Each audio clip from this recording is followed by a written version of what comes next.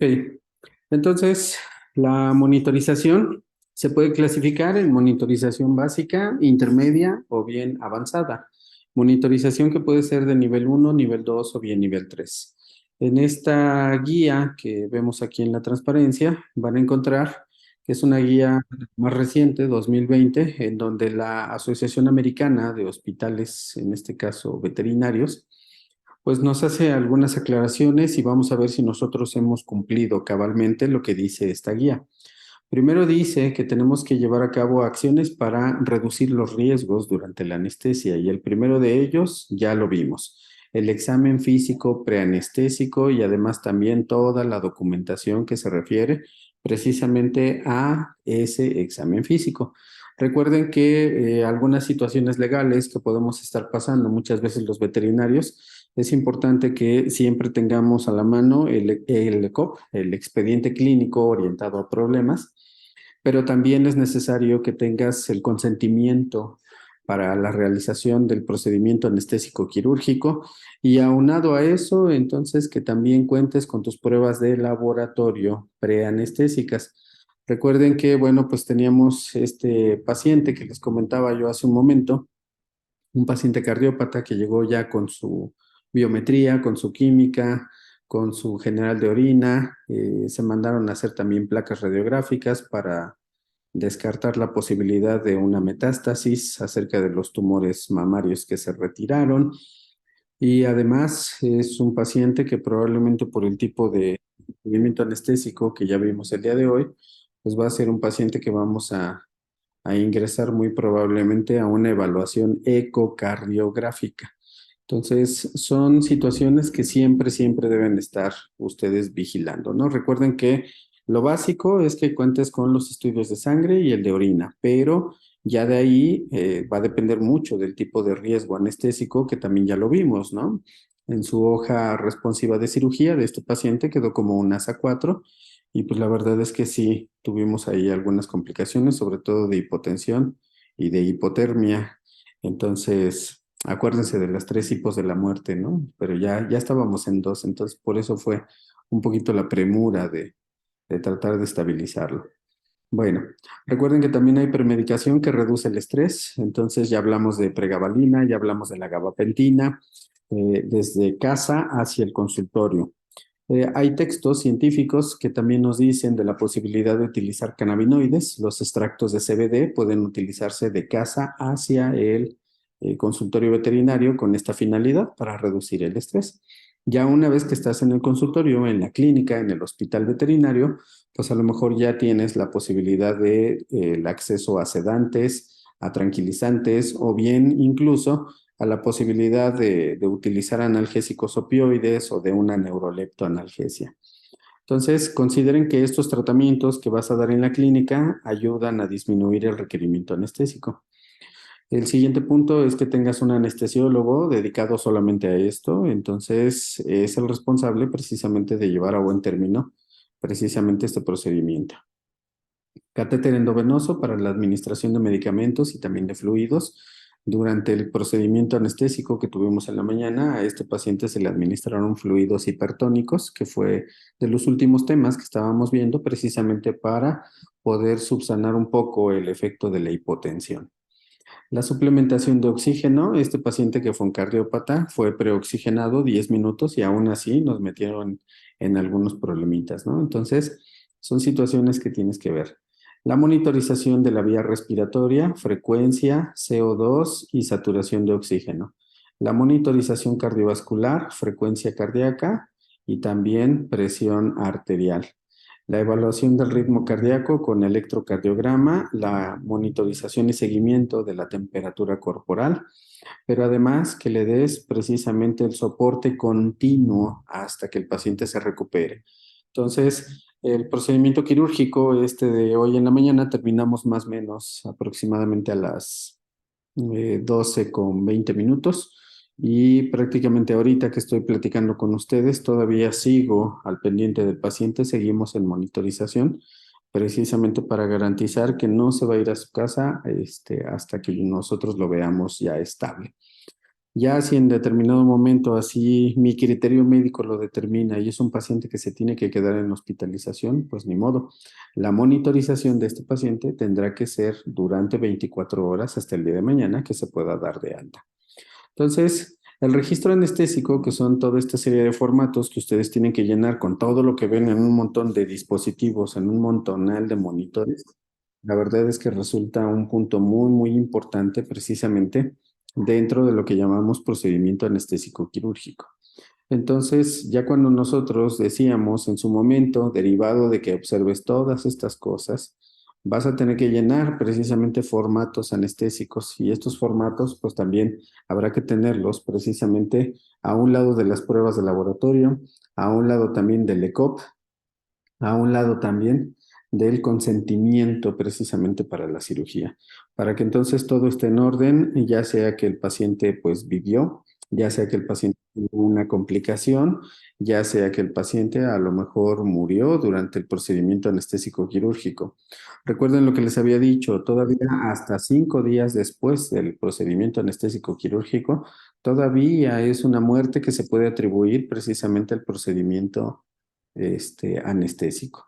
Entonces, sí es necesario que tengas precisamente formatos, que tengas formatos para poder darle seguimiento a ese paciente. Este formato es algo de lo que nosotros manejamos aquí, ya se los había compartido alguna vez. Lo repasamos, vean que tienes aquí un formato en donde pones la fecha, el nombre del paciente, cuál es el tipo de raza que tiene este paciente en particular.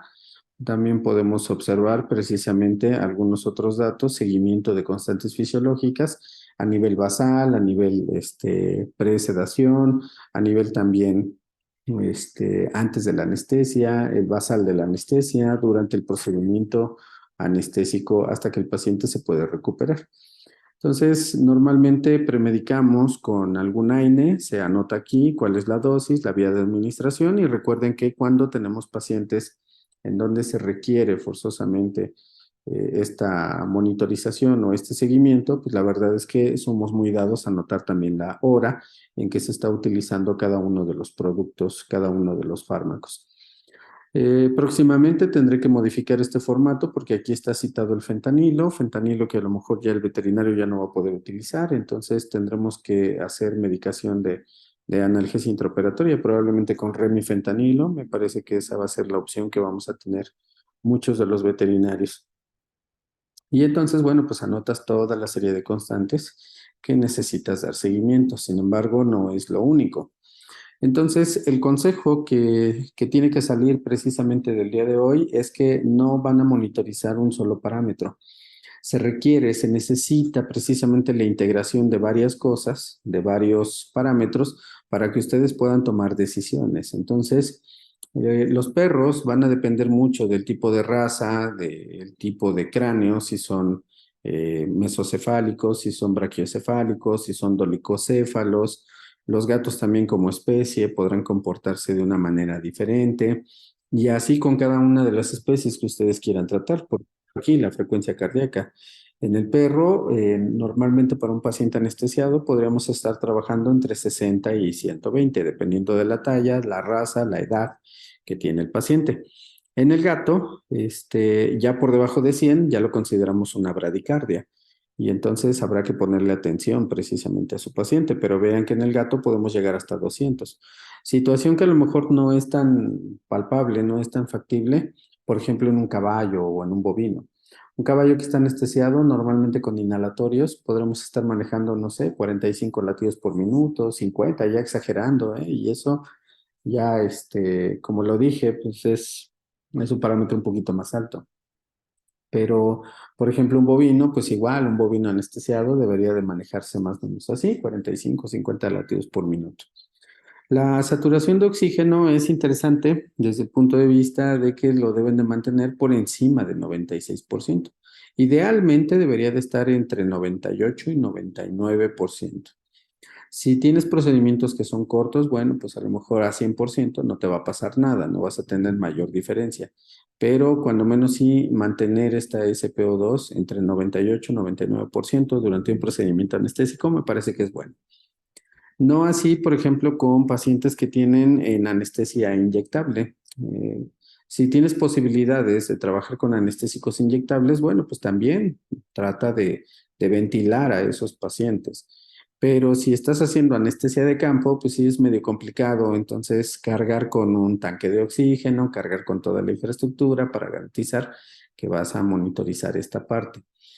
Pero esta SPO2, pues decíamos, para un paciente anestesiado, siempre, siempre. Ahora, si no vas a ventilar al paciente, si lo vas a dejar en una ventilación espontánea, cuando menos garantizar que vas a estar por encima del 92%.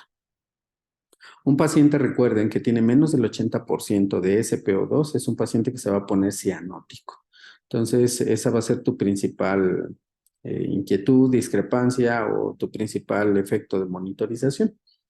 La frecuencia respiratoria va a depender mucho del tipo de anestesia también. Si estás trabajando con inhalatorios, es posible que estos parámetros sean los correctos, sean los que vas a estar manejando.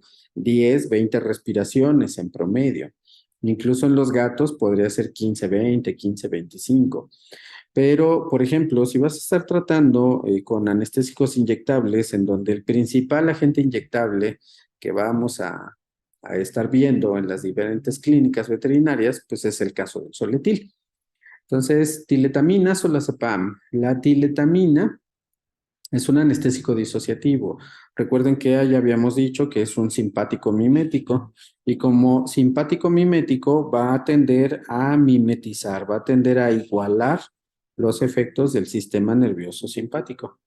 El sistema nervioso simpático va a hacer que la frecuencia cardíaca se eleve, va a hacer que la frecuencia respiratoria también se incremente.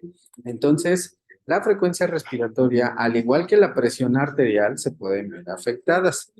De tal manera que entonces, cuando nosotros hablamos de una anestesia inyectable con dispositivos, normalmente la frecuencia respiratoria podría llegar incluso hasta 40 respiraciones por minuto. Entonces, eso va a depender precisamente del tipo de anestesia. Ahora, si todavía vas a manejar un tipo de anestesia con agentes barbitúricos, pues sí, la depresión respiratoria va a ser mayor y probablemente estos rangos de 15 a 20 pudieran ser también correctos para un barbitúrico. La cuestión del CO2 telespirado, recuerden que siempre vamos a estar manejando 35-45 milímetros de mercurio, que el caso del gato puede ser de 30 a 45. Y en el perro, pues esta maniobra se puede llamar como hipocapnia compensatoria, pero no es lo ideal. Lo ideal es que tengamos de 35 a 45. El índice de perfusión, que ya lo leyeron en un artículo, vamos a decir para los perros mínimamente 30 y de ahí para arriba hasta donde quieran llegar. No hay un parámetro alto que me diga que hasta ahí puedo llegar, no. Entonces, lo único que tengo que garantizar es precisamente el mínimo. En el índice de perfusión, entonces vamos a tener esto que llamamos en el gato de punto 14. Ahora, en el gato, fíjense que particularmente ya la experiencia de haber utilizado este parámetro ya me empieza a hacer de notar que en el gato podemos trabajar incluso con índices de 0.08, sobre todo cuando el paciente fue premedicado con dexmedetomidina. La dexmedetomidina genera una vasoconstricción periférica que puede ser algo severa, favorece una desaturación del tejido periférico y esto hace precisamente que la perfusión sanguínea se disminuya a nivel de la piel. Entonces, la pura utilización de dexmedetomidina podría hacer que este índice de perfusión en el gato no sea de 0.14 a 0.25, sino que lo podamos extender un poquito más, ¿no? De 0.08 a 0.25. Entonces va a ser muy variable dependiendo también del tipo de producto. Ahora, si tú en tu caso a lo mejor lo que tienes es un anestésico inhalatorio y el paciente no recibe un aporte de fluidos correcto durante la cirugía, probablemente sea un paciente que está vasodilatado. Entonces ese paciente, hablando concretamente del gato con anestésicos inhalatorios, pues a lo mejor podríamos estar viendo una posibilidad como de ustedes decían en clase, ¿no? Trabajaba yo en una clínica en donde solamente utilizaban isoflorano, solo sevoflorano y con eso se anestesiaban a los pacientes sin otra cosa de por medio.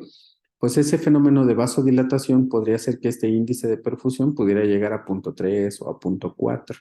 Entonces, siempre habrá que considerar que este índice de perfusión estará afectado también por el tipo de anestésico que estés utilizando o incluso también por la premedicación.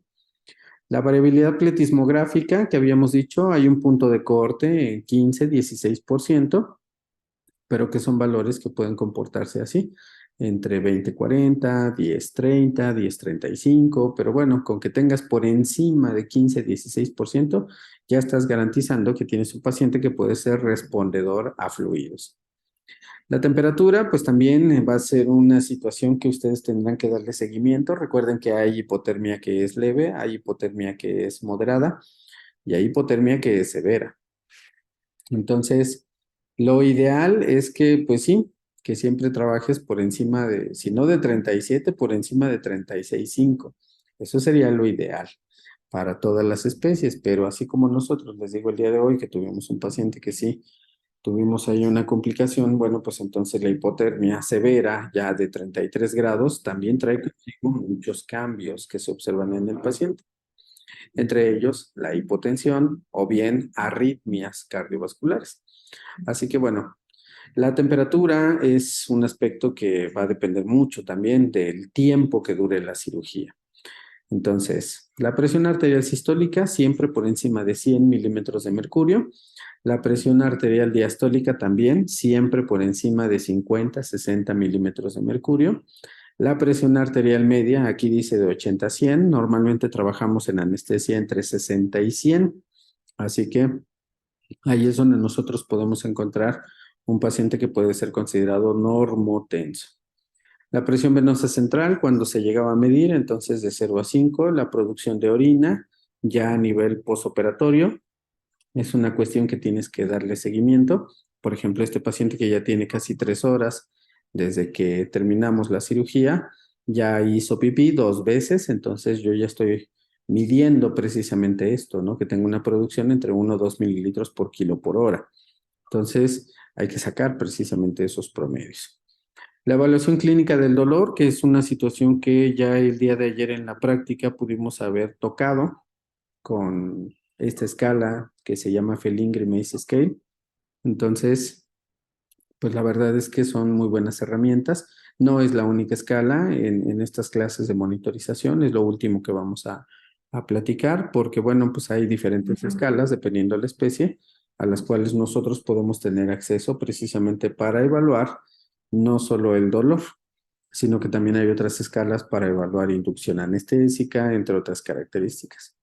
Y ya algo de lo que ustedes vieron el día de ayer, que fue la monitorización o bien el seguimiento de la actividad del tono parasimpático como una herramienta que está surgiendo precisamente para evaluar la nocicepción intraoperatoria, un poquito de lo que podemos reconocer como dolor intraoperatorio, ¿no? Entonces, bueno, empezamos con esto que será la monitorización respiratoria. Para la monitorización respiratoria, lo primero que debemos de recordar es precisamente esto. Y esto que se llama entonces volumen corriente. ¿Qué es el volumen corriente? A ver, alguien que quiera decirnos. Es la cantidad de aire que entra en un ciclo respiratorio. Sí, un ciclo respiratorio. Entonces, cantidad de aire que puede inspirar y expirar o exhalar un paciente durante un ciclo respiratorio, considerando también el aire que está contenido en el espacio muerto. Normalmente, el volumen corriente es de 8 a 20 mililitros por kilo. Esto va a depender de la especie, pero también va a depender de dos características. Una que ya habíamos comentado que se llama complianza pulmonar. La complianza pulmonar tiene que ver precisamente con la capacidad que tiene el pulmón para insuflarse sin romperse, en este caso en los alvéolos. Entonces, ese pulmón insuflado, inflado, es lo que vamos a reconocer como complianza pulmonar. Y la elasticidad pulmonar, que va a ser la capacidad que tiene el parénquima pulmonar para regresar a su forma normal, es decir, para desinsuflarse y quedar con una forma normal. Entonces, esta complianza y esta elasticidad pulmonar son cuestiones que se pueden evaluar en un espirómetro, que si nosotros no tenemos acceso a él, pues lo primero que debemos pensar, lo primero que debemos tener es precisamente tener la capacidad precisamente de poder evaluar esto que se llama volumen corriente. Entonces, el volumen corriente normalmente en donde vamos a trabajar con los perros y los gatos va a ser de 10 a 15 mililitros por kilo. Si trabajas, por ejemplo, con un caballo, a lo mejor utilizaremos los 15 mililitros kilo. Pero si trabajamos con, no sé, en el caso de humanos, fíjense bien, ya en humanos ya se está reduciendo este parámetro. En los humanos se están ya trabajando volúmenes de 6 a 8 mililitros por kilo. Entonces, va a depender mucho también del tipo de especie a la cual estemos encaminando nuestra monitorización, porque la especie también va a tener otra característica que es la tasa metabólica basal. Entonces, esa tasa metabólica pues va a hacer que el volumen corriente se pueda incrementar. Por ejemplo, en los roedores, pues a lo mejor sí estamos utilizando volúmenes corrientes cercanos prácticamente a 20 mililitros por kilo. Entonces, pues son situaciones que vas a considerar. Ahora, si nosotros consideramos que existe esto como volumen corriente, pues entonces también hay que recordar otro concepto que se llama volumen minuto. Entonces, ahora alguien que me diga qué es el volumen minuto.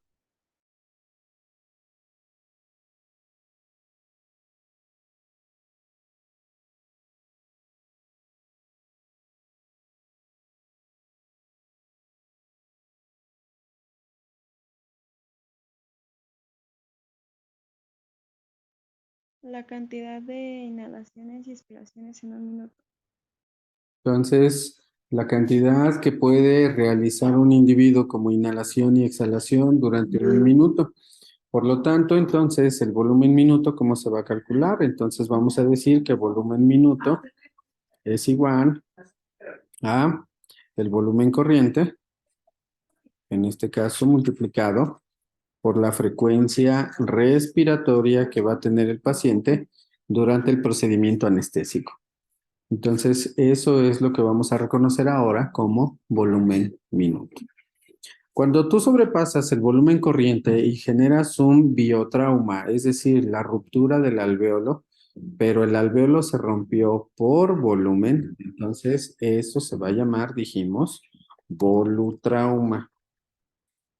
Ahí está para todos en el chat. Entonces se llama volutrauma cuando este daño se está generando precisamente porque ustedes excedieron el volumen. Y entonces, ¿qué fue lo que hicimos? Estamos afectando precisamente la complianza pulmonar. Entonces, esa capacidad que tiene de insuflarse el pulmón fue lo que sobrepasamos a tal punto de que el alvéolo se pudo haber roto. Ahora, el biotrauma también puede darse por otro concepto que en este caso se hace llamar barotrauma. Entonces, el barotrauma se va a presentar cuando la ruptura alveolar se da por un exceso de presión de la vía aérea. Entonces, la vía aérea se sobrepasa no solo por volumen, también se puede sobrepasar por un aumento de la presión. Normalmente, cuando hablamos de la presión de la vía aérea, recuerden que esto lo colocamos como estas siglas que se llama PAW. Entonces, la PAU. Esta presión de agua de la vía aérea, que es lo que significa PAU, entonces, esta presión de la vía aérea, vamos a decir que se va a establecer normalmente entre 8 y 20 centímetros de agua. Entonces, normalmente para los perros y los gatos, cuando estamos trabajando procedimientos anestésicos, casi siempre estamos trabajando entre 10 y 15. Entonces, casi siempre, pero bueno, habrá que ver qué casos son los que podrían requerir una mayor presión o esta presión se puede incrementar. A lo mejor cuando tenemos daños directamente relacionados al parénquima pulmonar, cuando ese pulmón puede estar un poquito con menos complianza, con menos elasticidad, per se ya la presión de la vía aérea puede ser mayor porque va a costar más trabajo poderlo expandir o desinsuflar. De tal manera que entonces el paciente que tiene neumonía, el paciente que tiene pulmonar obstructiva crónica, el paciente que tiene alguna anormalidad pulmonar, es probablemente un paciente que vamos a tener esos cambios en donde la presión de la vía aérea puede ser mayor. Entonces, sí es necesario que se vayan cuidando precisamente estos aspectos. Ahora, ¿qué sucede? Que nosotros en anestesia, cuando veamos agentes inhalatorios, vamos a estar platicando que los anestésicos inhalatorios se pueden suministrar mediante dos tipos de circuitos. Tenemos circuitos que se llaman reinhalantes. Los circuitos reinhalantes son los que hemos utilizado durante las sesiones prácticas que hemos proyectado. Es decir, el paciente tiene esa capacidad de que el circuito es cerrado y entonces tenemos un canister que retiene el CO2 y que en el circuito está recirculando entonces oxígeno, está recirculando anestésico. Esa capacidad de que el circuito sea cerrado para que el paciente vuelva a reinhalar estos compuestos puede ser una ventaja porque vas a economizar, vas a ahorrar un poquito en estos gases anestésicos. Pero la verdad es que cuando tienes pacientes muy pequeñitos, lo que más se recomienda es precisamente los circuitos de no reinhalación. El circuito no reinhalante carece del canister. Entonces, como no hay un canister, ¿qué es lo que va a pasar? Que ese circuito no retiene, no recoge el CO2. Entonces, una de las principales complicaciones de un circuito no reinhalante es la reinhalación del CO2. Entonces, los pacientes que tienen, es mi criterio, es mi consejo, ya ustedes lo podrán determinar así, si es que quieren seguir con esta pauta. Pero el paciente que tiene menos de 7 kilos, menos de 5 kilos probablemente, casi siempre utilizo circuitos de no reinhalación. Entonces, los pacientes que tienen más de 7 kilos, casi siempre los sometemos a un proceso de un circuito anestésico reinhalante o un circuito cerrado. Los circuitos de no reinhalación, decíamos, no tienen canister, no pueden retener CO2, entonces el mayor riesgo que tenemos en estos circuitos es precisamente la reinhalación del CO2. Para evitar que se reinhale, para que no tengamos hipercapnia, entonces el volumen minuto que se maneja en estos circuitos de no reinhalación es de 100 a 300 mililitros por kilo por minuto.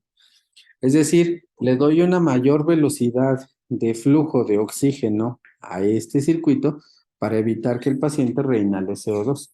Sin embargo, cuando tú aumentas esta cantidad de flujo, entonces el oxígeno que viene del tanque, que es un oxígeno que está frío y que entra a través de la vía respiratoria porque tienes una cánula endotraqueal, resulta ser que esa va a ser la principal causa de la hipotermia en los pacientes. Entonces, un circuito de no reinhalación con un paciente más pequeño, un paciente que tiene menos superficie de intercambio calórico, se va a enfriar más rápido. Eso probablemente es lo que pasó precisamente con el paciente que tuvimos hoy en la mañana. Un circuito de no reinhalación en donde aparentemente puedes tener una complicación que va a ser la hipotermia.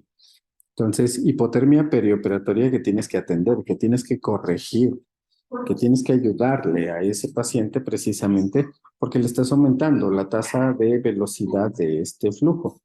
Entonces, en ambos casos tienes que calcular cuál es el volumen corriente, tienes que calcular el volumen minuto, pero si es un circuito no reinhalante, vuelvo a repetir, lo que vas a hacer es que ya no calculas el volumen corriente, sino que aumentas directamente el volumen minuto a 100, 300 mililitros por kilo por minuto para evitar que este paciente pueda reinhalar precisamente el CO2. Entonces, son situaciones que aparentemente pueden ser un punto de partida, un punto clave cuando vas a establecer monitorización respiratoria. Obviamente lo que también me debe de interesar pues es la frecuencia respiratoria, pero bueno, pues eso ya lo iremos viendo, ¿no?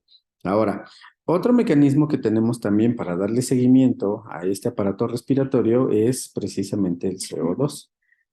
Entonces, si tienes posibilidades de hacer tomas de muestra de sangre arteriales o venosas para hacer gasometrías y que puedas dar seguimiento a gases sanguíneos, esto estaría genial, porque en gases sanguíneos puede darle seguimiento al pH que tiene la sangre, sea pH arterial o pH venoso, pero no es el único parámetro. También podríamos darle seguimiento a algo que se llama PaO2. Esto es presión arterial de oxígeno. Pero ojo, si yo no puedo hacer gases sanguíneos, no puedo hacer gasometrías, tampoco estoy cruzado de brazos, porque la SpO2 va de la manita con la PaO2, ¿sale? Entonces, si yo garantizo que en SpO2 hay un 99% de SpO2, yo garantizo que mi paciente tiene 99% de SpO2, en sangre de PaO2 vamos a tener 100 milímetros Este es el que le daba la de mercurio. Sí, no te debe nada. Entonces vean cómo indirectamente a lo mejor no tengo esa capacidad todavía de hacer gasometrías, pero tampoco estamos cruzados de brazos. O sea, con el conocimiento de un parámetro podemos darle seguimiento a otro. Y lo mismo, podrías darle seguimiento a otro que se llama PaCO2, la presión arterial de dióxido de carbono. Y esta PaCO2, este parámetro, tiene relación con este otro que se llama CO2 teleespirado o eliminado durante la expiración, durante la exhalación. Si nosotros sabemos que este EtCO2 tiene que ser entre 35 y 45 milímetros de mercurio normalmente, quiero decirles que hay una diferencia más o menos de 5 milímetros de mercurio en relación con lo que hay en sangre. Entonces, si en la EtCO2 hay 35, en la PaCO2 puede tener 40. ¿Sale? Como puede ser que tenga 36, 37, 38, 39 o 40 milímetros de mercurio, pero la variación puede ser esa, hasta 5 milímetros de mercurio. Entonces, si yo tengo aquí en la EtCO2 45, aquí en la PaCO2 podría yo tener 46, 47, 48, 49 o hasta 50. Entonces, la variación que tenemos es más o menos de 5 milímetros de mercurio entre uno y otro parámetro. Entonces, puede ser que no pueda yo hacer un seguimiento con gasometrías, pero si de manera no invasiva tú estás midiendo SpO2 y EtCO2, ya desde ese punto de vista a lo mejor sí puedes darte una idea de cómo está su comportamiento en sangre. Lo que sí es que no podemos sustituir cosas. Por ejemplo, en gases sanguíneos puedes medir pH. Eso es una ventaja que hay que hacer, porque los pacientes pueden generar, entonces, acuérdense lo que dijimos en clase. Una cosa es que un paciente tenga acidosis y otra cosa es que tenga acidemia.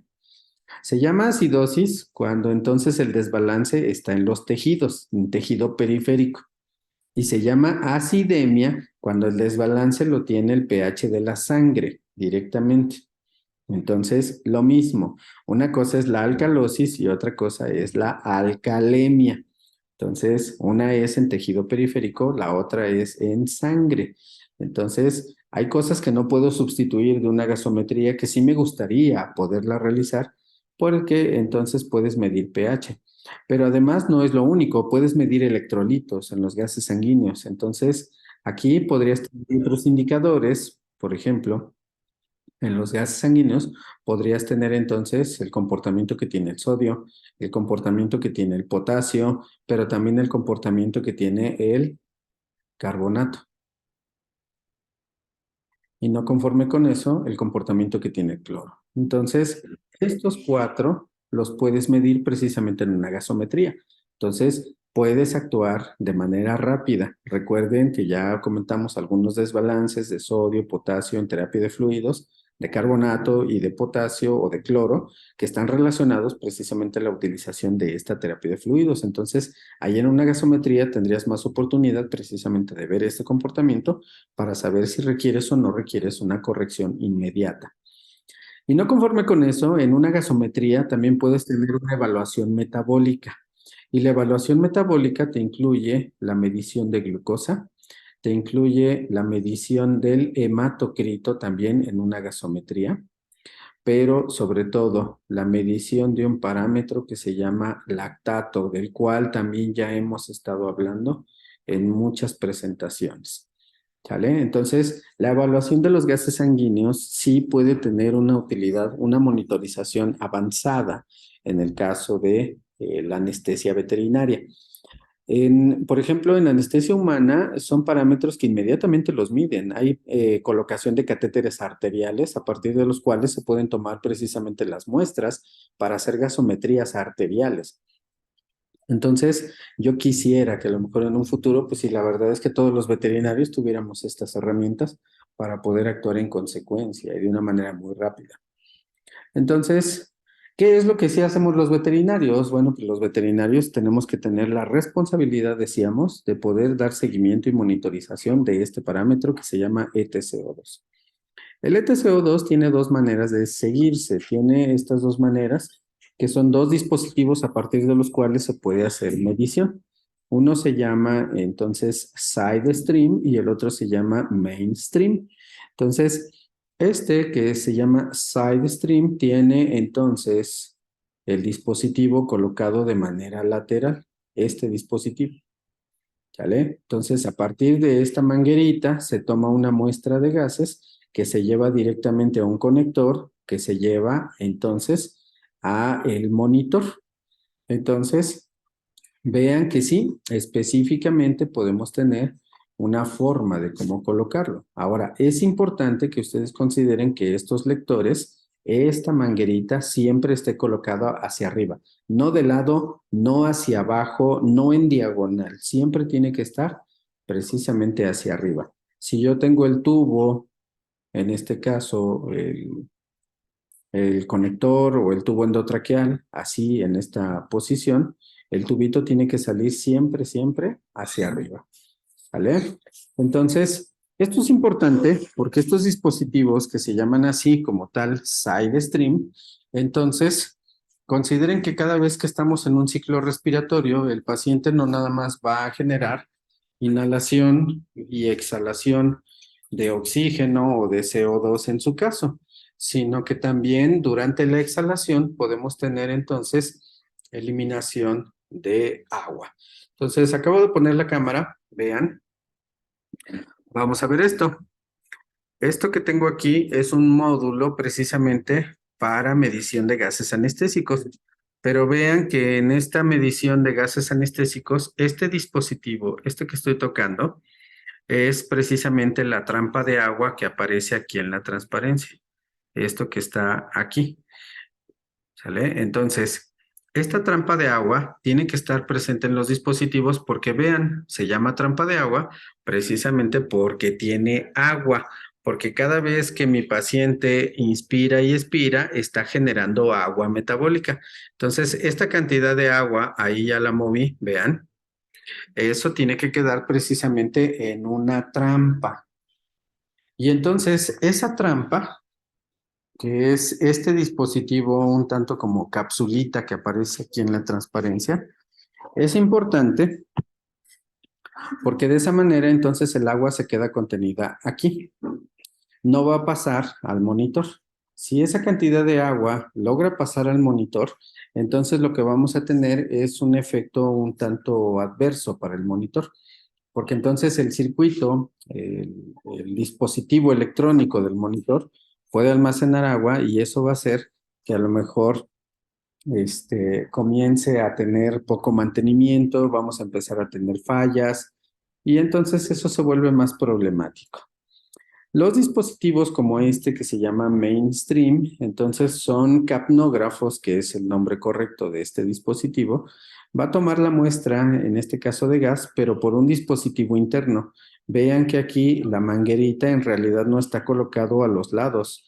El dispositivo, este dispositivo interno, que está perfectamente adaptado con esta rosca que aparece aquí, es el encargado precisamente de tomar la muestra de los gases sanguíneos, para que entonces podamos tener una lectura porque esto va conectado hacia el monitor.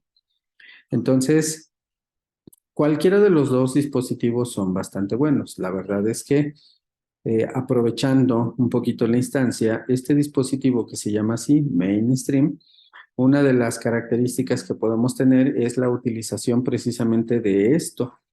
Este capnógrafo se llama EMA. Entonces, este capnógrafo EMA,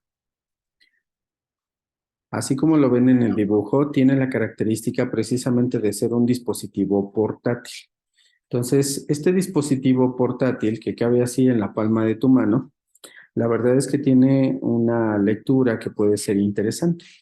Vean entonces que por una parte tienes aquí este valor, este 39 sería lo que está midiendo de TCO2. Entonces tienes este 13 que sería la frecuencia respiratoria. Cuando el paciente está respirando, es decir, está inhalando o está exhalando aire, están estos pulmoncitos que se mueven precisamente con el movimiento del tórax que tiene el paciente. Y además de todo, tiene un capnograma de barrido.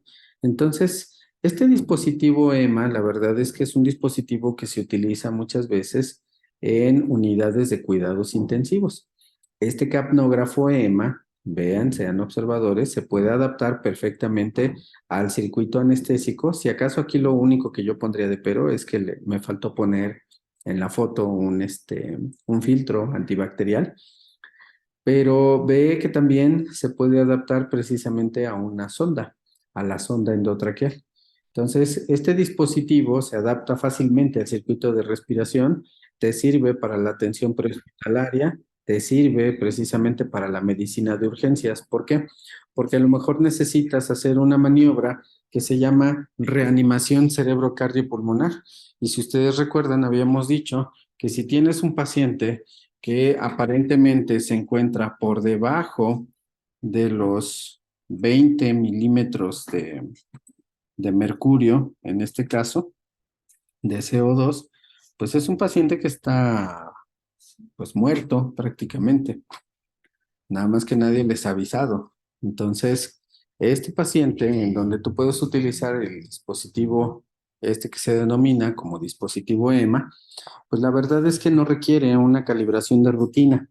Cada vez que tú utilizas este dispositivo, tienes la posibilidad precisamente de que el dispositivo, en cada encendido que tú hagas, se puede calibrar prácticamente solo. Entonces, podemos tener una ventaja de este tipo. Entonces, vean, pongo la cámara. Aquí está, miren, le estoy colocando pilas. Entonces, este dispositivo usa pilas, pero son pilas que son recargables. Si ustedes ponen pilas comunes y corrientes, la verdad es que, pues, les iba a decir, no voy a decir marcas, pero yo creo que sí. Si utilizan Duracell, duran como 15 minutos. Si utilizan unas de un gato, duran como 2 minutos. Así que esto gasta mucha pila. Por esa razón necesitas una pila que sea recargable. Tiene aquí arriba un botoncito de encendido. Tú le dices que encienda y ahí está. Prácticamente ahí ya tiene su señal. Y vean, lo agarré al revés, perdón. Ahí está. Entonces, este es el capnógrafo. Prácticamente tienes esa posibilidad de poder generar dispositivos de este tipo. Si nosotros entonces colocamos precisamente esta porción de plástico, esto es el lector. Entonces vean, voy a hacer inspiración, expiración.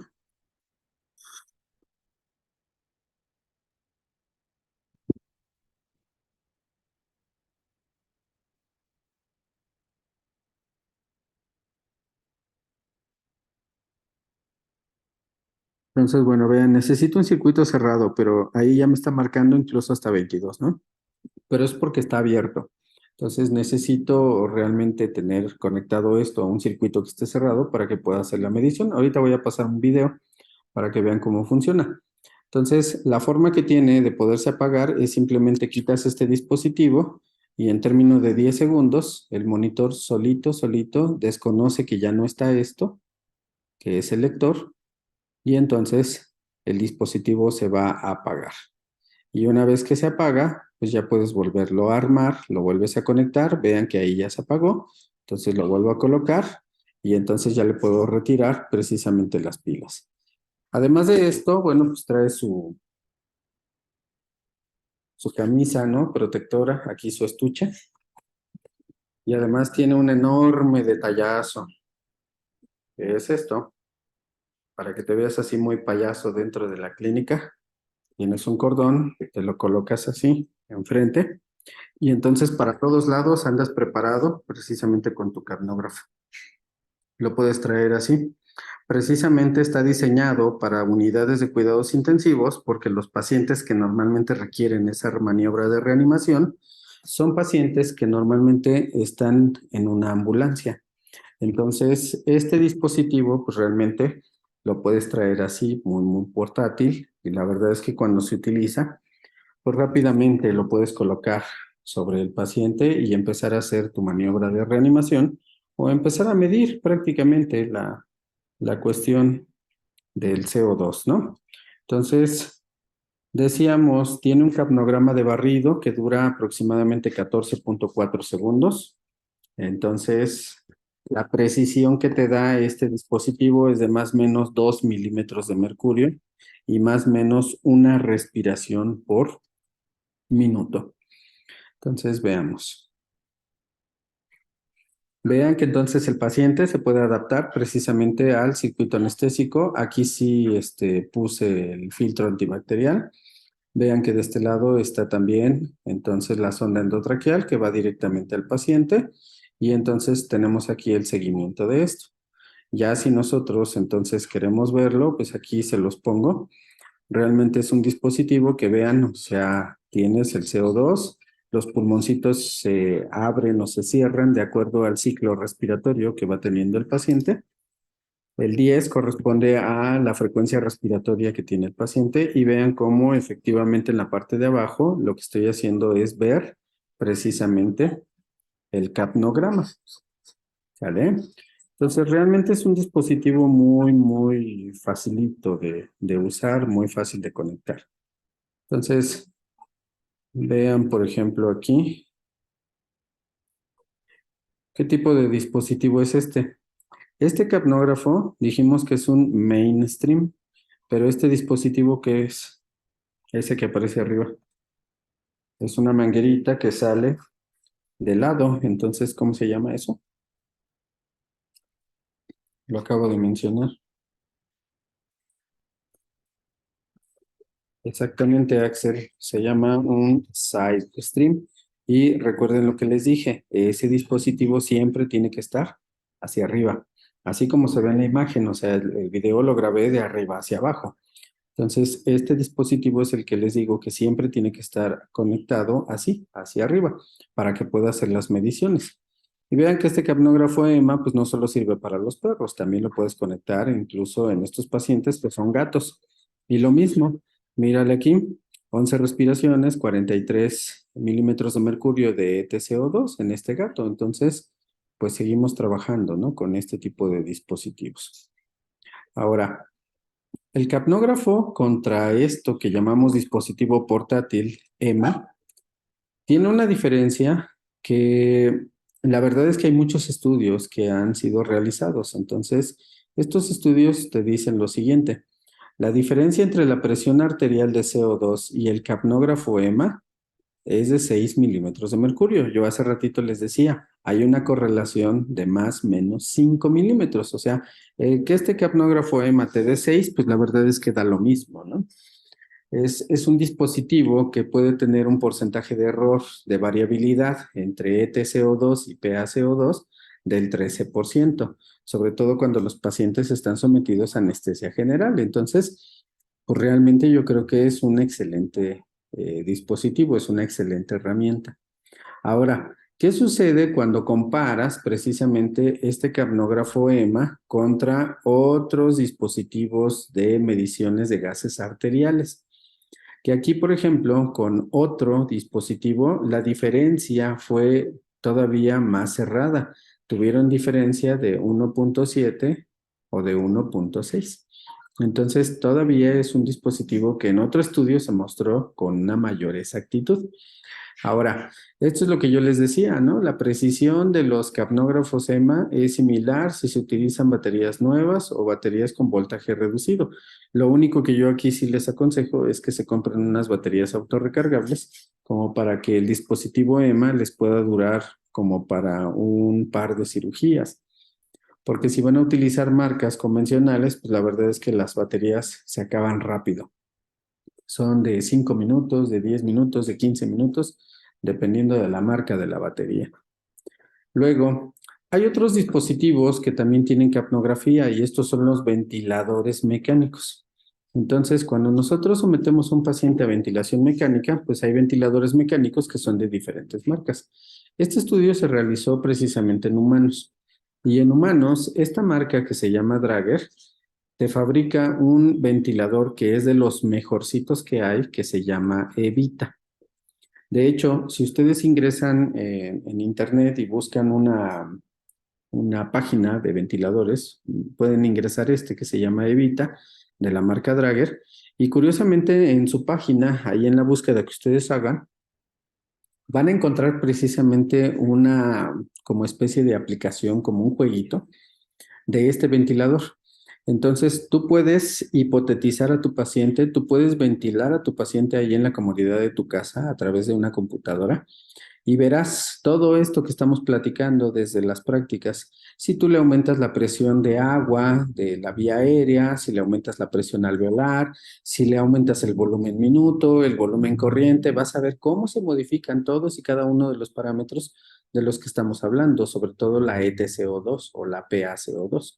Entonces, este tipo de ejercicios en donde puedes buscar precisamente estas herramientas como aplicaciones que te van a ayudar precisamente a poder darle seguimiento a un paciente hipotético y que funcionan como un entrenamiento precisamente para el futuro anestesiólogo.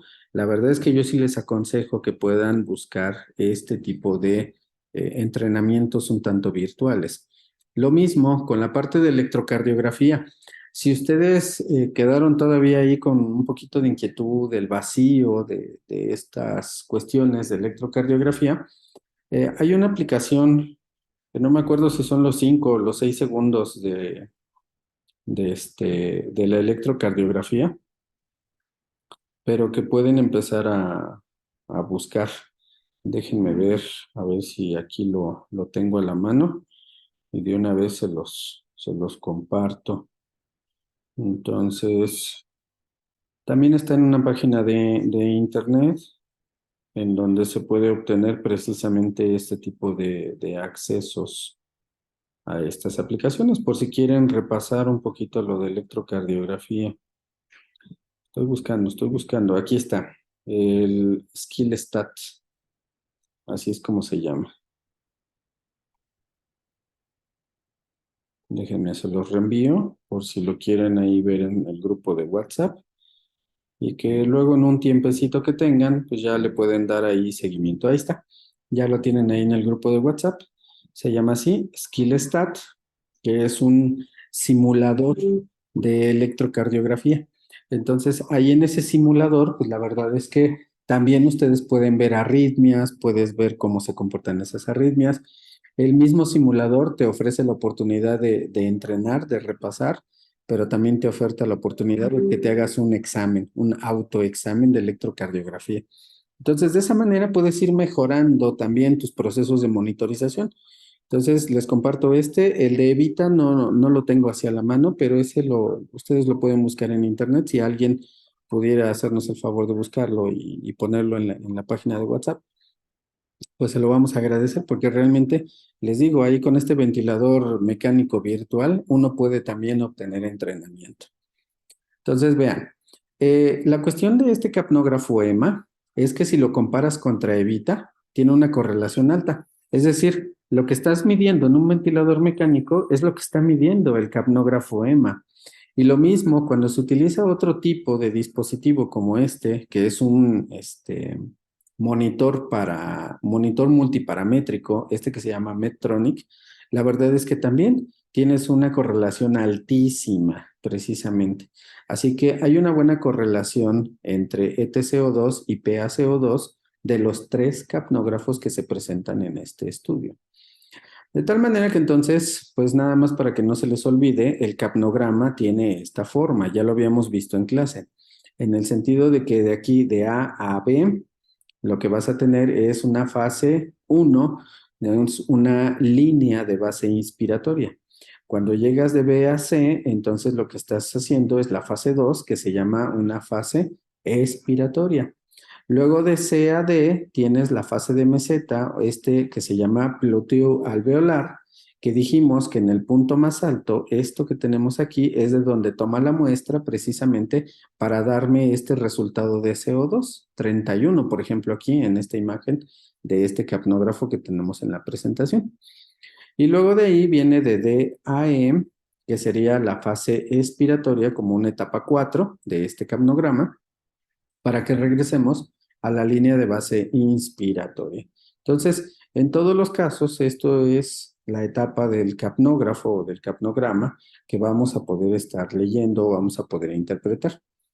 Recuerden que tenemos valores de 35 a 45 milímetros de mercurio, que probablemente en el gato son 30 a 45 y en todas las especies podremos tener hipocapnia compensatoria, que puede ser igual, ¿no? De 30 milímetros de mercurio. Por lo tanto, entonces, lo que vamos a tener es un paciente, precisamente, que se puede marcar así. La hipocapnia, que van a ser los valores por debajo de 30 milímetros de mercurio, eso es lo que vamos a llamar como hipocapnia, pues la verdad es que vamos a tener esta situación en donde precisamente la hipocapnia puede ser debida a que tengas un paciente en hipotensión, que tengas un paciente que ya está en apnea, que tengas un paciente que necesita, requiere forzosamente esto que llamamos maniobra de reanimación cerebro-cardiopulmonar, porque además de que ya está en apnea, pues ya está en paro cardíaco. Pero es un paciente que también puede deberse a que tiene una mayor profundidad anestésica. Es un paciente que puede tener una mayor frecuencia respiratoria porque tiene dolor. Es un paciente séptico, es un paciente que tiene hipoxemia o está hipertérmico porque puede tener hipertermia maligna, que son casos muy raros. Yo en 25 años, probablemente que llevo ejerciendo esta profesión, la verdad es que solamente me he topado con un caso y bueno, que me haya tocado a mí directamente, un solo caso en 25 años, pero que yo haya visto, porque andaba de chismoso en otro lado, vi otro, entonces indirectamente pues ya vi 2 casos en 25 años. Es sumamente raro esto de la hipertermia maligna. La enfermedad pulmonar o bien que el paciente esté en un estado de hiperventilación durante la cirugía, eso es lo que genera precisamente la hipocapnia. Si ustedes recuerdan, habíamos dicho, un paciente que tiene hipocapnia, ¿qué tengo que hacer con su frecuencia respiratoria? ¿La tengo que aumentar o disminuir?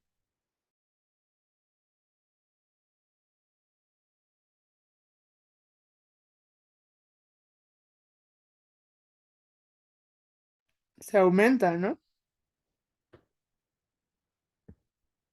Exacto. ¿Se aumenta? No. Porque si tú sigues hiperventilando al paciente, si tú aumentas la frecuencia respiratoria, lo sigues hiperventilando, esta cuestión de que esté eliminando CO2 va a eliminar CO2 más rápido, más rápido, más rápido. Por lo tanto, entonces vamos a tener una situación en donde, pues la verdad es que el paciente va a tener todavía menos CO2, lo vas a diluir más.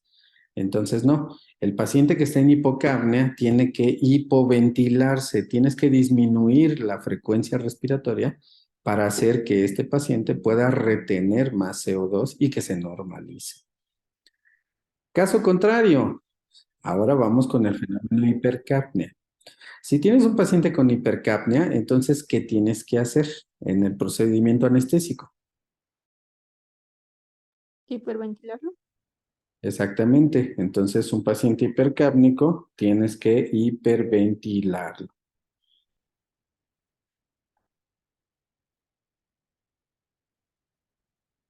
¿No? Ahora, ¿cuándo vas a sospechar de una hipercapnia? Bueno, hay, hay circunstancias que tienes que tomar en cuenta. Entonces, por ejemplo, tienes un paciente en hipercapnia, lo primero que tienes que revisar es el canister. Este dispositivo. El canister, si ustedes le hacen aquí un zoom a su pantalla para que puedan ver esa estructura que puse ahí en el círculo rojo, se van a dar cuenta que ese canister tiene piedritas que están blancas y tiene piedritas que están lilas o moradas. Este canister tiene una función dentro de un circuito de anestesia inhalado, que es retener el CO2. Normalmente el canister, durante un procedimiento anestésico, tiene que cambiar de color, tiene que virar a este color lila o morado, porque tiene un indicador de pH.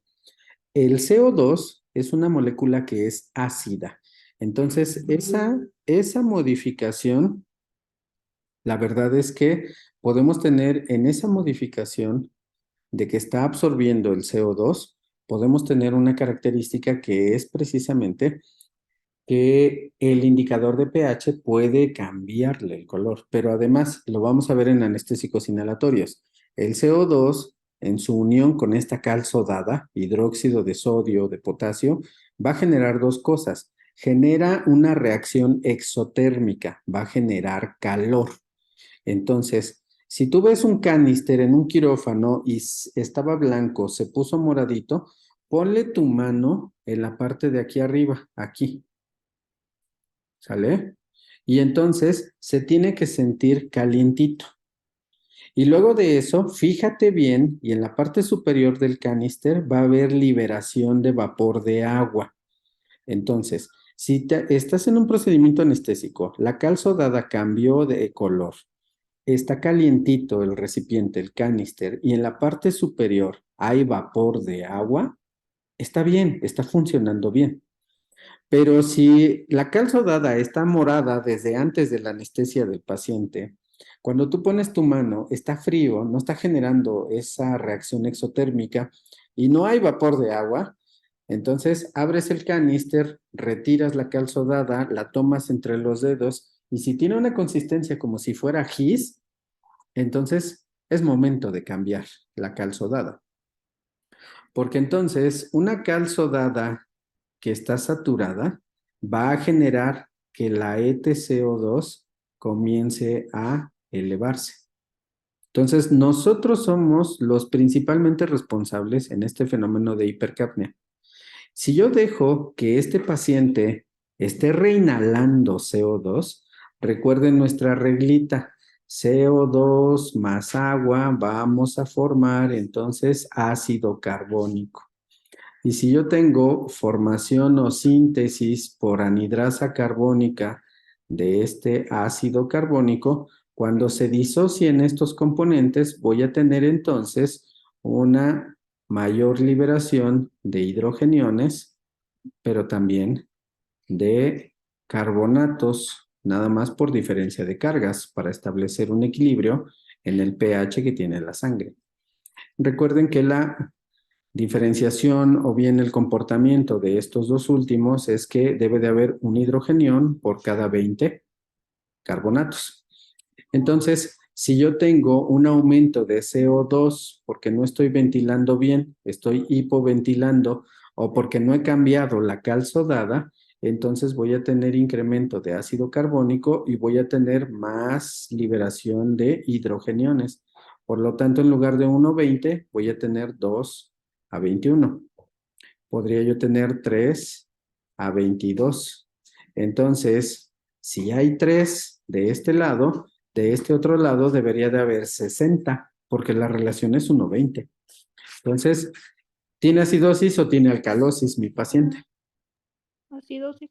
Acidosis. Y entonces la acidosis es otro de los problemas a los cuales podemos enfrentarnos con un paciente durante una cirugía que puede hacer que también este CO2 se encuentre aumentado. Entonces, esto es una situación que nosotros tenemos que ver precisamente. Tienes que evaluar cómo estás ventilando al paciente porque nosotros somos el mayormente involucrado en estos fenómenos de hipercapnia. Ahora, si tienes un flujo lento en circuitos de reinhalación, también aumenta el CO2. No estás ventilando correctamente. Y si tienes un paciente pequeño con un circuito largo, también puedes tener una mayor cantidad de CO2 en algo que llamamos espacio muerto. Entonces, esa es la pregunta ahorita. ¿Qué es el espacio muerto? ¿Qué entendemos por espacio muerto? Donde no existe intercambio básico. Exactamente, toda la parte fisiológica es decir, en la vía respiratoria alta y baja que tiene el paciente, en donde no se da intercambio gaseoso, pero también es toda la parte externa ajeno al paciente, es decir, el circuito anestésico en donde también no se da el intercambio gaseoso. Entonces, a mí me da la impresión de que esto también no lo podemos ahorrar. Por eso es que decimos que los pacientes pequeños necesitan circuitos que sean pequeños. Si tú le pones un circuito largo a un paciente, pues eso va a ser motivo de que empiece a aumentar precisamente el CO2, porque vas a tener espacio muerto en donde no hay precisamente un intercambio de gases.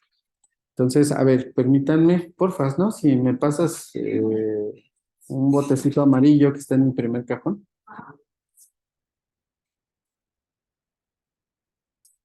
Entonces, un poquito la estrategia, va otra vez la cámara, para que podamos entonces ver esto del espacio muerto, es que tenemos estos conectores que se llaman reductores. Entonces, fíjate bien, de un lado está más pequeñito y del otro lado está más de mayor diámetro. Está este también, ¿sale? Si yo lo pongo así entonces de frente, van a darse cuenta que aquí tienes un diámetro y luego se hace más pequeñito, ¿sale? Sí, ahí está. Entonces, vean, esta reducción del espacio que tienes aquí hace precisamente que nosotros podamos reducir el espacio muerto en un circuito anestésico. A pesar de que sea un circuito anestésico que esté largo, entonces podemos tener una posibilidad con estos conectores precisamente de reducir el espacio muerto. Y estos conectores, la verdad es que también se pueden adaptar perfectamente al circuito anestésico y a la sonda endotraqueal.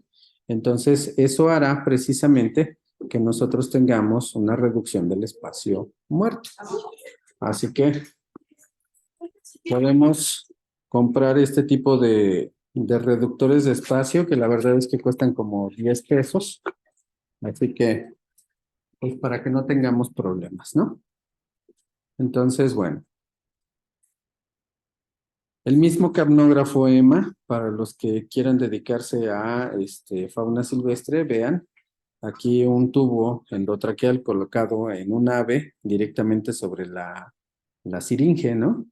Que no hay mucho problema en hacer esto.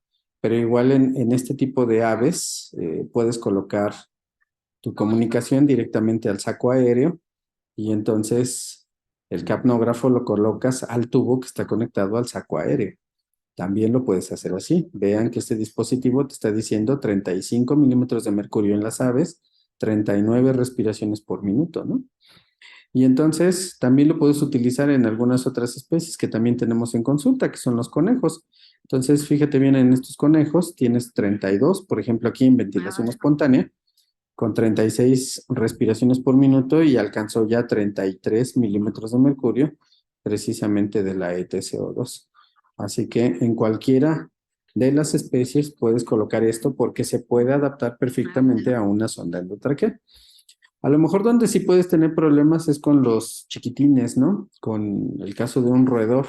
Necesitarías un adaptador perfectamente para que puedas conectar este dispositivo. Y este dispositivo estaría muy pesado precisamente para un adaptador. Podrías extubar a un roedor. Eso habría que considerarlo. Y la otra son los caballos. Los caballos tienen sondas endotraqueales que obviamente están más gruesas, no se adaptan a este tipo de dispositivo, por lo tanto, pues sí vas a tener problemas. Pero si consideras que puedes hacer, no sé, a lo mejor medicina de primates, hemos participado a veces también en algunas anestesias de gorilas, y la verdad es que los dispositivos que se usan son sondas endotraqueales, entonces puedes hacer seguimiento también del CO2 en estas especies, ¿no? Ya en primates también. Entonces, sin mayor problema. Bueno, dudas, preguntas hasta aquí.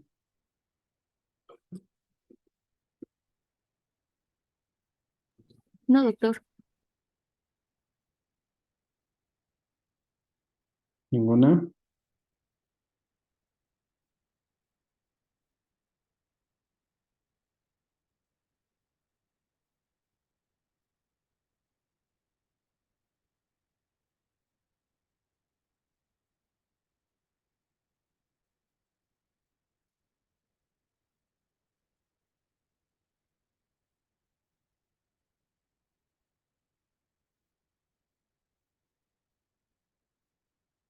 Entonces, ¿qué cosas podemos encontrar en un capnograma que pueden alertarte de que algo no anda bien? Bueno, primero, el error más común. Lo más común definitivamente y que nos ha pasado a todos, vean, este es lo normal. Así es como tienes un capnograma normal. Pero de repente te dicen, oye, ¿puedes colocar el tubo endotraqueal? Sí, claro, yo ahorita hago la inducción, colocas el tubo y resulta ser que colocas el capnógrafo y no tienes lectura de CO2 aquí. ¿Qué quiere decir? Que el tubo endotraqueal no está en la tráquea, está en el esófago. ¿Hasta cuándo te das cuenta? Cuando colocas el capnógrafo. Si es eso, rapidísimo lo Sí. sacas, lo colocas en su posición donde tiene que ir y se acabó el problema. Pero si no tienes un capnógrafo, entonces tú aparentemente colocaste el tubo, te pones a ventilar al paciente cuando el tubo está en el esófago y ya cuando te das cuenta, el estómago está todo inflamado, ya está todo inflado, parece globo ese paciente. Entonces, es necesario que tengas un capnógrafo porque con esta herramienta vas a poder observar el CO2 y con esto vas a garantizar que el tubo endotraqueal está en la tráquea y no en el esófago. Entonces, este es el principal error. Eso es lo más común. A todo mundo nos ha pasado alguna vez. Sobre todo cuando tienes pacientes con una vía aérea que es difícil. Vamos a pensar que tienes un paciente que tiene un melanoma y ese melanoma está obstruyendo prácticamente el 70 o el 80% de la cavidad oral. Entonces, no ves la entrada de esa vía aérea. Necesitas utilizar algunos fiadores o guiadores como guías. Necesitas hacer intubaciones retrógradas que si nos da tiempo, a lo mejor alcanzamos a ver estos procedimientos que se pueden hacer incluso hasta con traqueotomías. Entonces, pues son herramientas que tienes que ir aprendiendo a utilizar. Luego, ¿qué otra cosa puede pasar en tu capnograma? El tubo endotraqueal efectivamente ya quedó en la tráquea. Yo ya garanticé que está en la tráquea. Pero mire, este paciente tiene 32 milímetros de mercurio y de repente el capnógrafo o el capnograma está haciendo esto. Línea de base. Viene la expiración. Y en lugar de que haga esto para la meseta o el ploteo alveolar y luego otra vez la inspiración, resulta ser que hace esto. Y empieza a temblar y se va para abajo. Y otra vez vas para arriba y otra vez empieza a temblar y vas para abajo. ¿Qué es esto que vemos aquí? Aquí está. ¿Alguien tiene una idea? ¿Qué podría ser?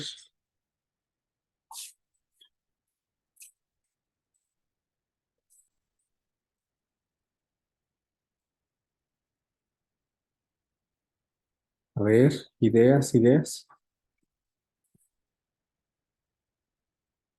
¿Qué podría ser esas oscilaciones que están ahí en nuestro capnograma y que se pintaron ahí muy feo? Dice Luis Alberto, intenta respirar solo. No es eso. Esto lo único que significa es que tienes a alguien muy cansado en el quirófano. Tu ayudante no te está ayudando.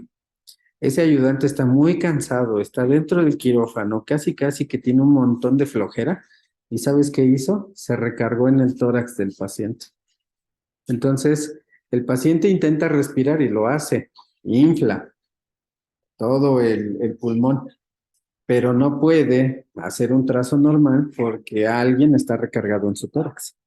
Entonces, ya cuando veo esto y volteo a ver así en la mesa de cirugía, pues sí, hay alguien que está recargado y le tienes que llamar la atención. Oye, no te recargues ahí, la mesa de cirugía no es para eso, no es para que descanse tu brazo, ¿vale? Entonces, esas son cuestiones que también debes de estar vigilando, debes de estar al pendiente.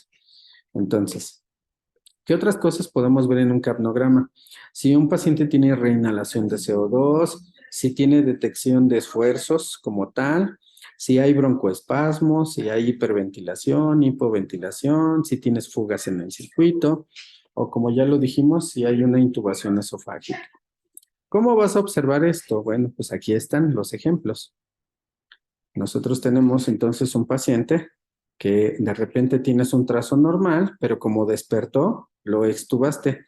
Y entonces las oscilaciones las tienes en la línea de base y no durante la expiración. ¿Sale? Entonces, esto corresponde a un trazo de extubación.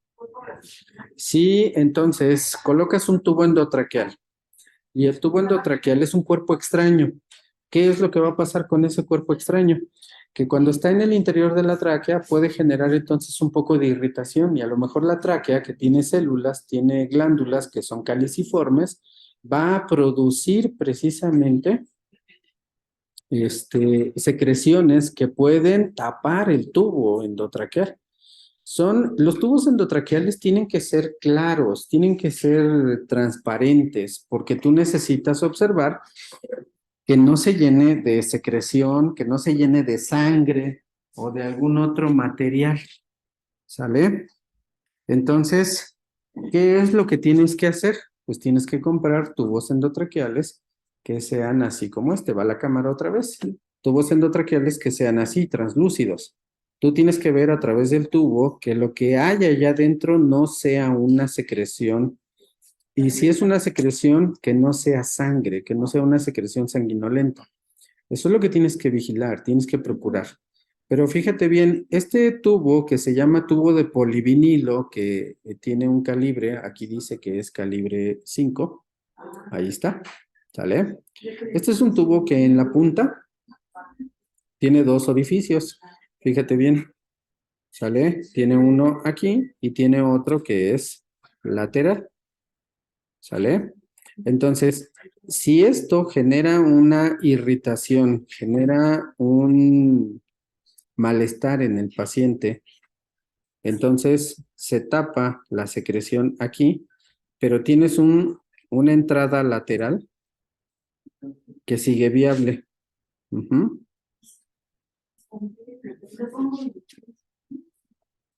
Déjame ponerlo bien. Ahí se ve, arriba. ¿Sale? Entonces, porfa, ven, ven, con esa pluma. Con esa. O con una pincita. ¿Sale? Vas a meter la pinza por en el ojo de Murphy. ¿Ya vieron? Entonces, si yo tengo un paciente que tiene una secreción y que tapa esta entrada, la entrada principal, mi paciente puede seguir respirando por esta estructura lateral que se llama ojo de Murphy. Entonces, el ojo de Murphy es importante como para que tú puedas seguir manteniendo un proceso ventilatorio en tu paciente. Por eso es necesario que tengas este tipo de tubos.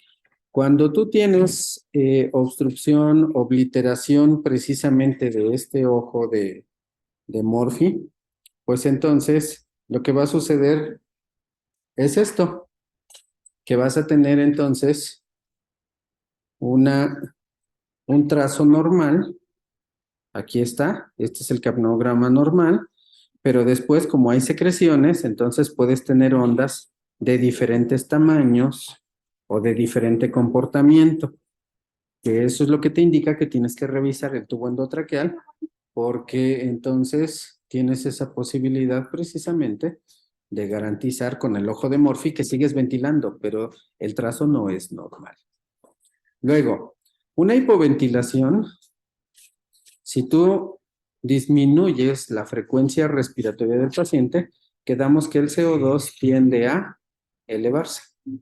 Por eso los capnogramas cada vez tienden a ser más altos.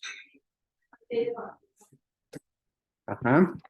Lo mismo sucedería entonces ahora con este otro paciente.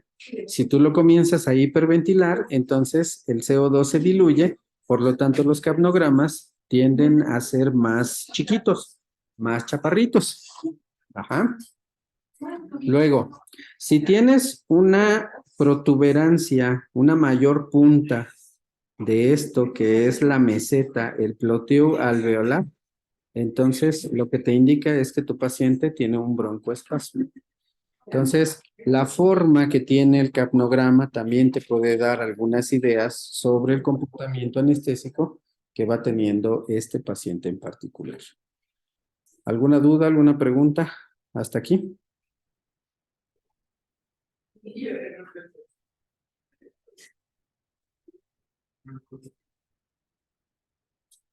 Nena. ¿No?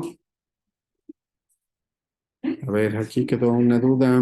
Axel, de la meseta en el broncoespasmo. Ok, me regreso. Y entonces fíjate bien ahora lo que va a pasar aquí. La meseta, el ploteo alveolar, fíjate bien, va desde aquí hasta aquí. Entonces, fíjate cómo la inclinación se nota, pero no está totalmente elevada. No haces una especie como de triángulo. ¿Ya viste? Entonces, cuando hay un broncoespasmo, esa meseta se hace más protuberante, más alta. ¿Sale? Eso es lo que dijimos. Listo.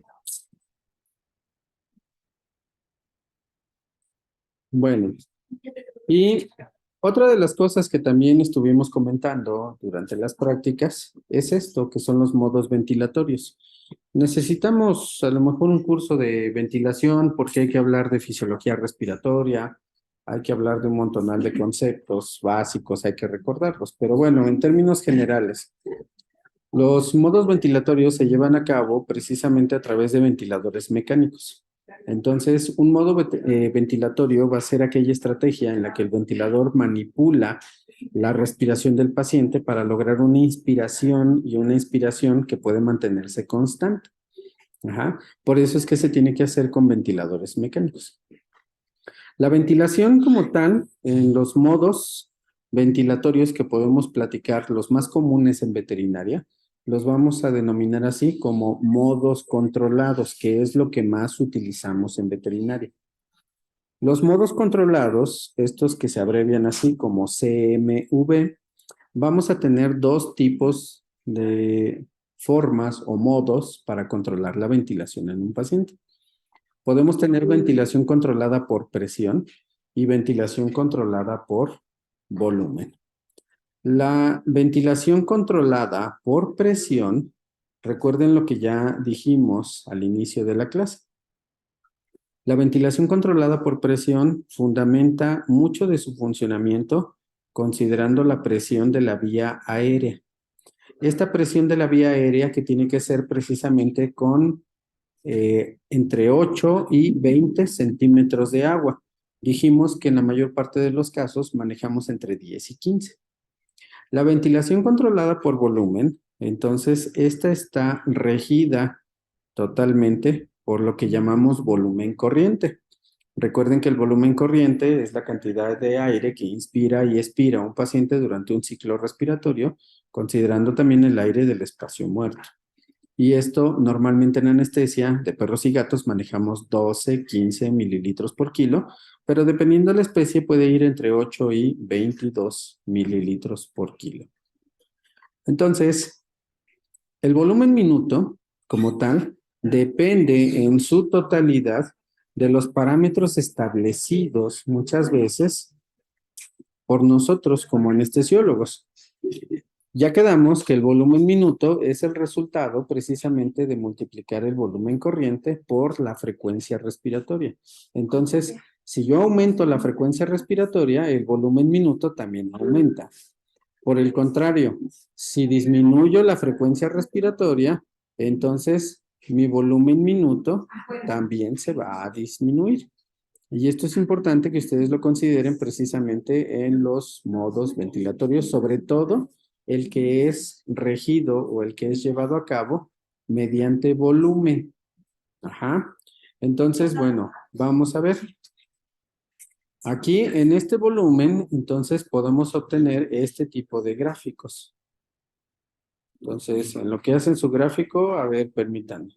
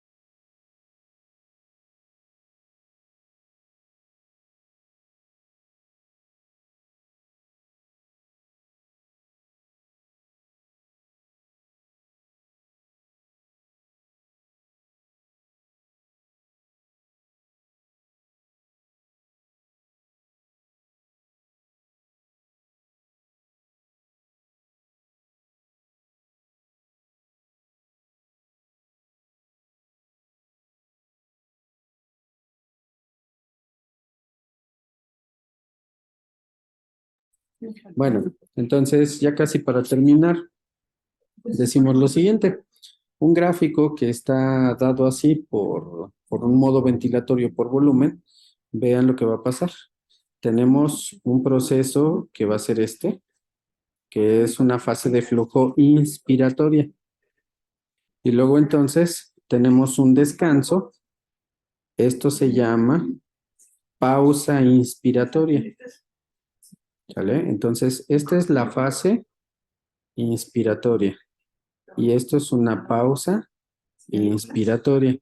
Y luego entonces viene el decaimiento de la onda, esto que queda, que significa fase expiratoria. ¿Sale? Entonces vean que este modo ventilatorio, pues realmente se va a fundamentar en estas tres etapas. ¿Sale? Entonces vean que en relación al flujo, la presión se tiene que mantener constante. ¿Sale? No es mi finalidad.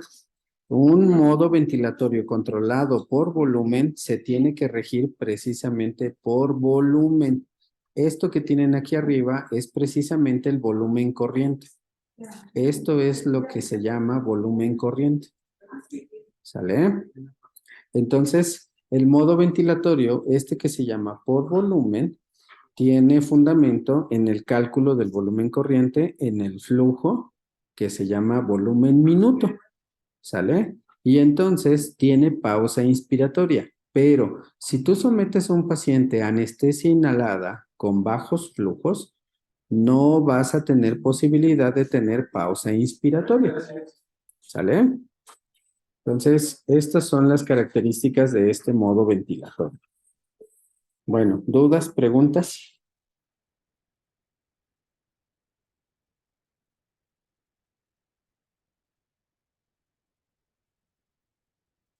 ¿No? Ok, entonces ya con esto terminamos. Vean aquí. Aquí mañana vamos a empezar la clase.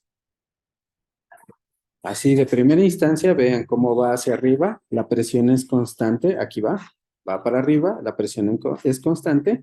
Fíjense cómo ahí tiene una muesca muy pequeñita. Esa es la pausa inspiratoria. Y luego viene la fase expiratoria para tener una línea de base. Entonces, ya nada más por ver el tipo de gráfico, yo ya puedo saber y entender que esto es un modo ventilatorio por volumen. Y entonces se llama modo ventilatorio volumétrico. Entonces, modo ventilatorio por volumen o bien modo ventilatorio volumétrico. ¿Sale? Entonces, simplemente así con esta imagen y mañana ya le explicamos bien a detalle. Entonces, bueno, pues dudas, preguntas acerca de lo que estamos viendo. ¿No? Bueno, dice Fer que no.